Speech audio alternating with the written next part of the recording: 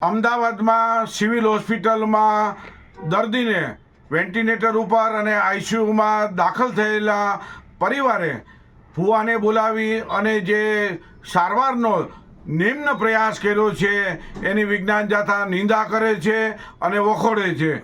આપણે કઈ સદીમાં જઈ રહ્યા છીએ? મેડિકલ સારવારથી જ આ દર્દીને સારું થયું છે અને આવા ભવાની ઉપલબ્ધિની વાત કરવાથી લોકોમાં ભ્રામકતા ફેલાશે, લોકો મેડિકલ સારવારમાં અવરોધરૂપ સાબિત થશે અને લોકોને ઉપશંકા થશે. આ બધાના નતીજાની અંદર આપણે વિજ્ઞાન જાથા જે ભુવા સામે, એના પરિવાર સામે, સિક્યુરિટી ગાર્ડ સામે, ડૉક્ટર નર્સ સામે કાનૂની કાર્યવાહીની માગણી કરીએ છીએ. શિક્ષાત્મક પગલાં સરકારી કર્મચારી સામે પણ માગણી કરવામાં આવે છે. જવાબદાર કોઈ પણ વ્યક્તિ હોય, ભુવો પહેલાં તો આઈસીયુમાં અને વેન્ટિલેટર ઉપરના દર્દી પાસે પહોંચી કેમ શકે છે? એને માની લો કે જમ્સ લાગી જાય તો જવાબદારી કોની? આવા બધા પ્રશ્નો છે, અનુત્તર છે.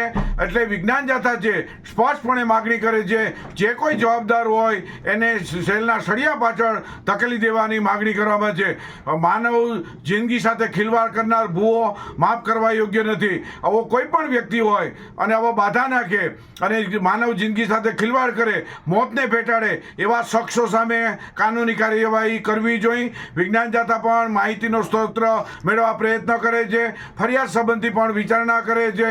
તાત્કાલિક ધોરણે સરકારી તંત્રે ભુવા સામે અને પરિવાર સામે કાનૂની કાર્યવાહીની માગણી કરવામાં આવે છે. આપણે સૌ જાણીએ છીએ કે અત્યારે 21મી સદીની અંદર ભુવો જો વેન્ટિલેટર સુધી પહોંચી શકે અને તે સારવાર બેધડક કરી શકે તો આમાં નીચા જોડવું છે. સમગ્ર સરકારી તંત્રને, આરોગ્ય તંત્રને પણ નીચા જોડવું છે. આવું ન થવું જોઈએ. આપણે સૌ સાથે મળીને આવું પુનરાવર્તન ન થાય અને જે જવાબદાર હોય તેની સામે કાર્યવાહી થાય, એને જેલના પાછળ, સળિયા પાછળ ધકેલી દેવાની વિજ્ઞાન જાથા માગણી કરે છે.